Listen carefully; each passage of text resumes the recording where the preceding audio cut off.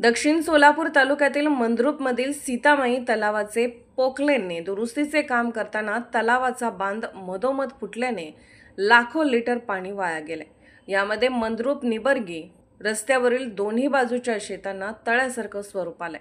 मंद्रुपमधील सीतामाई तलावाचे आयुष्य संपल्याने बांधाला भेगा पडत आहेत। यामुळे त्यांच्या दुरुस्तीचे काम मृदजलसंधारण विभागाने सुरू केले। तलावाचे मंजूर झालेले 1,85,00,000 रुपयांचे हे काम पृथ्वी लँडमार्क कंपनी करत आहे।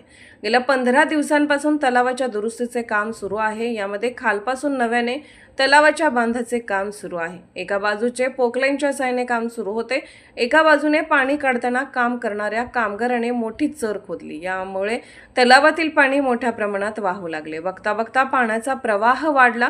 अर्ध्या तासात निंबर्गी रस्त्यावरील दोन्ही बाजूच्या शेतामध्ये मोठ्या प्रमाणात पाणी थांबलं। शेताला तलावाचं स्वरूप आले होते। दरम्यान सीतामाई तलाव फुटल्याची माहिती गावात वाऱ्यासारखे पसरले। समाज माध्यमातून ऐन उन्हाळ्यात पाणी वाया गेल्याची चर्चा सुरू झाली आहे। मंद्रुप आणि इंदिरानगरमधील तरुणांनी तलावाकडे धाव घेतली। फुटलेल्या तलावाने वाहून जाणारे पाणी पाहण्यासाठी एकच गर्दी झाली। दुरुस्तीचे काम करताना तलाव फोडल्याने मोठ्या प्रमाणात पाणी वाया गेले।